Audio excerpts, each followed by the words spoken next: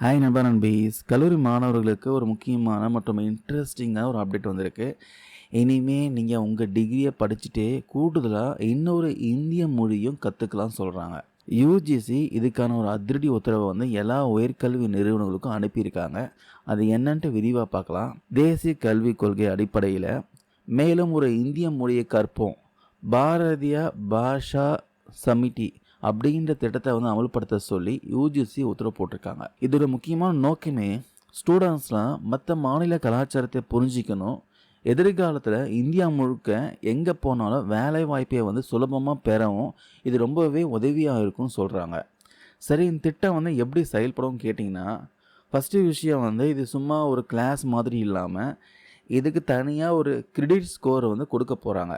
அதாவது உங்கள் மார்க் ஷீட்டில் இதுக்கு வந்து மதிப்பு இருக்குன்னு சொல்கிறாங்க. கல்லூரிகளில் உள்ளூர் மொழி இல்லாமல் அரசியல் சாஸ்திரத்தில் இருக்கிற 22 மொழிகளில் ஏதாச்சும் 2 மொழிகளை தேர்வு செஞ்சு கற்றுக் கொடுப்பாங்களாம். இதில் வந்து பேசிக்கு, இன்டர்மீடியேட்டு, அட்வான்ஸ்ன்ட்டு 3 கட்டமாக பாடம் நடத்தப்படும் சொல்கிறாங்க. இதில் செம்ம ஹைலைட்டான விஷயம் ஒன்று இருக்குது. இந்த கிளாஸில் மாணவர்கள் மட்டும் இல்லாமல் காலேஜில் வேலை பார்க்குற ஸ்டாஃபு, ஏன் மாணவர்களோட நண்பர்கள், அப்பா அம்மா, பாதுகாவலர்கள்ன்ட்டு யார் வேணும்னாலும் சேரலாம் சொல்கிறாங்க. ஜஸ்ட் 16 வயசு பூர்த்தி இருந்தால் போதும், நீங்கள் டேரெக்டாக கிளாஸ் ஜாயின் பண்ணலாம்.